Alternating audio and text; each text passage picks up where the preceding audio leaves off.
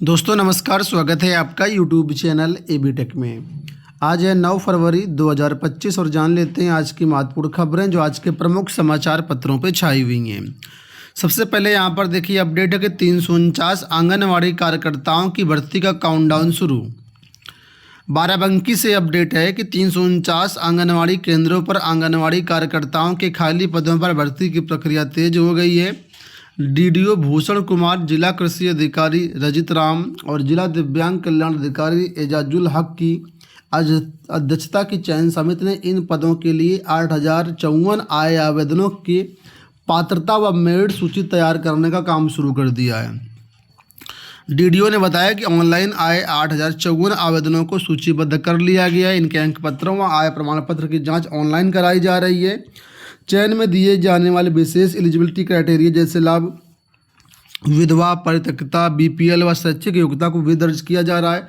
Final सूची तैयार हो जाने के बाद प्रथम 3 दावेदारों को अलग अलग चयन सूची जो तैयार की जाएगी और ये काम 15 फरवरी से पहले पूरा कर लिया जाएगा और उसके बाद जो इनका आगे के प्रोसेस होगा। तो कुल मिलाकर के बाराबंकी में आंगनवाड़ी की भर्तियां आई थी जिसके लिए 8049 आवेदन गए हैं और 349 पद हैं। सिपाही भर्ती के लिए कल से होगी शारीरिक दक्षता परीक्षा। उत्तर प्रदेश पुलिस भर्ती प्रोन्नति बोर्ड की सिपाही भर्ती के लिए होने वाली शारीरिक दक्षता परीक्षा 10 फरवरी से शुरू होगी। कई चरणों में होने वाली इस परीक्षा के लिए बोर्ड ने सभी तैयारियां कर ली हैं। पहले चरण की परीक्षा के लिए 3 फरवरी से वेबसाइट पर प्रवेश पत्र डाउनलोड होने लगे थे। दूसरे चरण की परीक्षा के लिए अभ्यर्थियों के प्रवेश पत्र 10 फरवरी से डाउनलोड किए जा सकेंगे।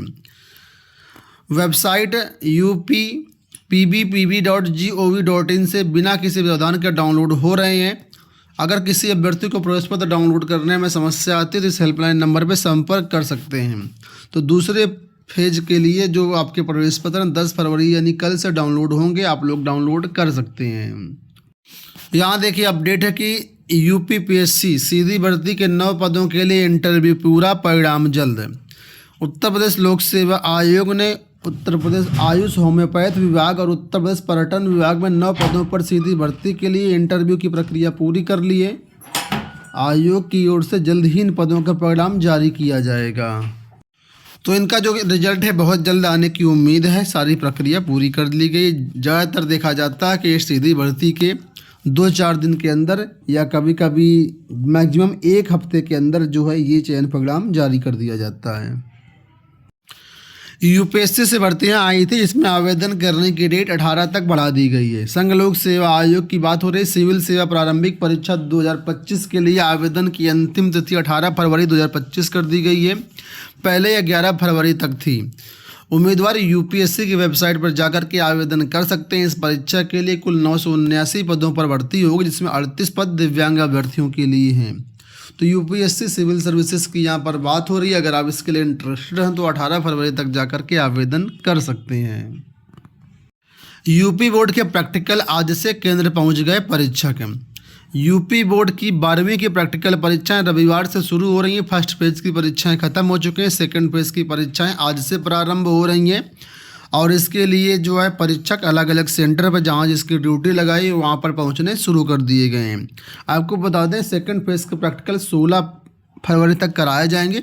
9 से 16 फरवरी तक सेकंड फेज में होंगे। उसके बाद 24 से आपकी बोर्ड परीक्षाएं प्रारंभ हो रही हैं। यहाँ देखिए अपडेट है कि सिंचाई विभाग में रिक्त पदों पर भर्ती नहीं हुई तो आंदोलन। सिंचाई विभाग में रिक्त पदों पर भर्ती न होने से कर्मियोों पर काम का काफ़ी बोझ बढ़ रहा है। यही नहीं, विभाग के ज़्यादातर स्वीकृत पद भी घटाए जा रहे हैं और ठेकेदारी प्रथा को बढ़ावा दिया जा रहा है। ये चिंताजनक है। यह कहना है भंडार कर्मचारी संघ सिंचाई विभाग के प्रांतीय महासचिव रविंद्र कुमार का। वे शनिवार को संगठन के अधिवेशन में बोल रहे थे। उन्होंने रिक्त पदों को भरने की आवाज़ उठाते हुए चेतावनी दी कि यदि ऐसा नहीं किया गया तो संघ आंदोलन के लिए विवश होगा।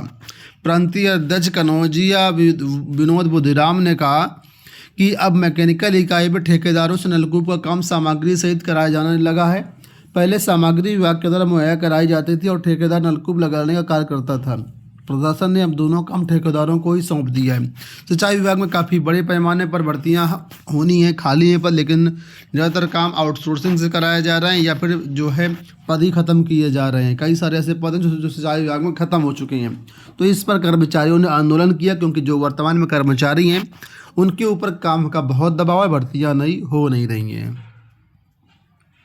राजस्थान में रीट परीक्षा होने वाली है। ये परीक्षा 27 और 28 फरवरी को होने वाली है।